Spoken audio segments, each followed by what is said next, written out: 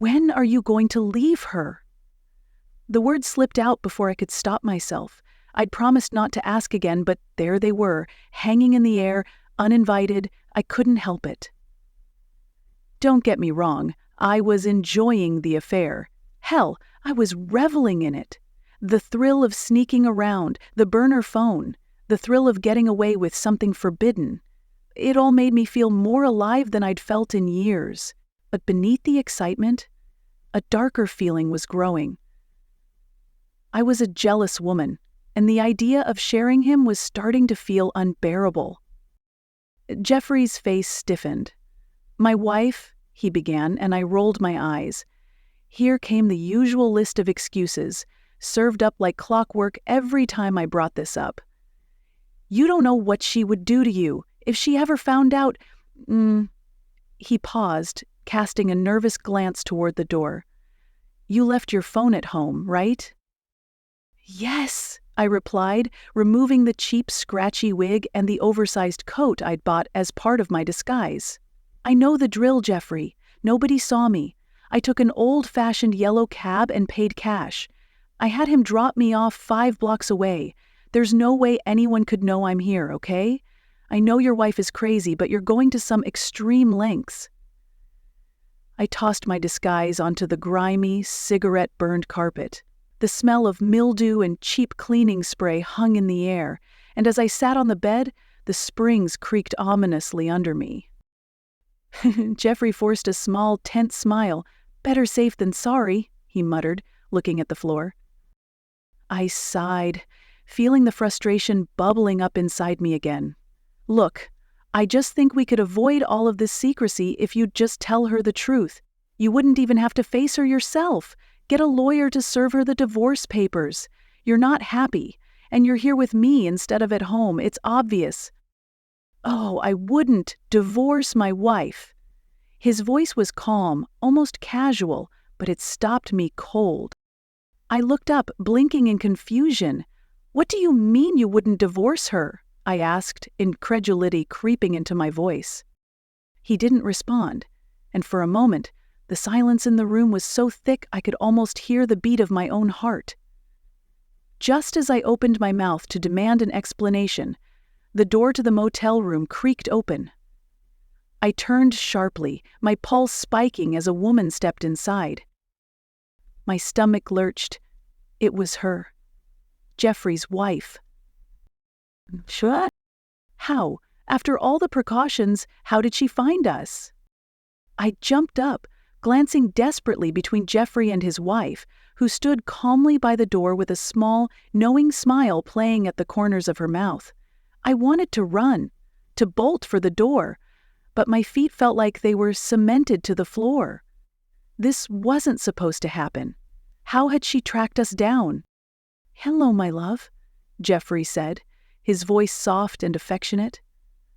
I turned to him, confusion and horror twisting my insides. "Excuse me?" I sputtered. My heart was hammering in my chest as my mind scrambled to make sense of what was happening. Jeffrey's wife, who I'd only seen in pictures before, looked almost serene as she took a step forward. She was holding something rolled up under her arm, a large plastic tarp.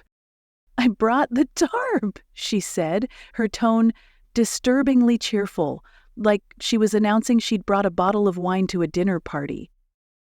My blood turned to ice. "What the hell is going on?" I managed, my voice shaking as I tried to keep my cool, but I could feel the terror building, an electric current crawling up my spine. Jeffrey moved slowly, reaching behind the battered armchair in the corner. He pulled out a heavy duffel bag, the fabric sagging with weight. When he set it down on the creaky, stained floor, the bag let out a muffled clink of metal on metal. I stared at the bag, and dread pooled in my stomach. "Do you know how hard it is to get away with murder these days?"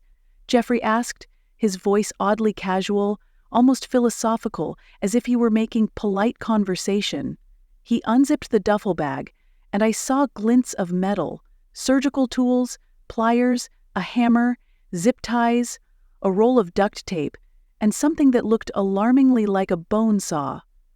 Ring doorbells on half the homes, cameras everywhere, DNA evidence, phones tracking your every location. It's almost impossible, he sighed, giving me a sympathetic look.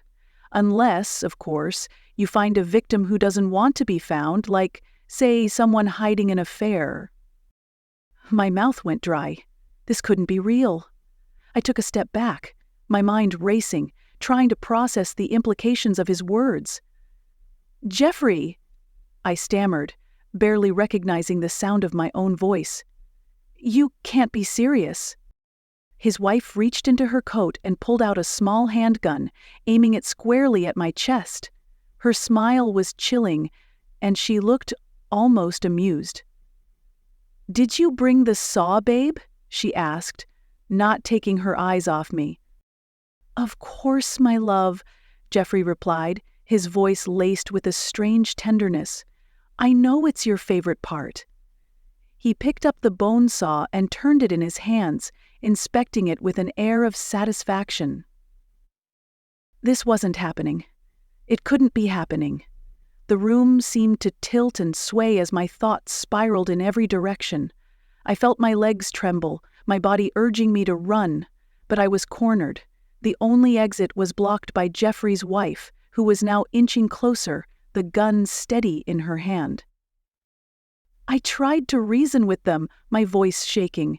"Jeffrey, we were just... I didn't mean... I thought you..." "Thought what?" Jeffrey interrupted, cocking his head to the side, his face void of any warmth or compassion. "That I was unhappy? That I was some poor, misunderstood husband looking for comfort? Did you really think it was that simple?" He let out a cold laugh. "My wife and I are very connected, let's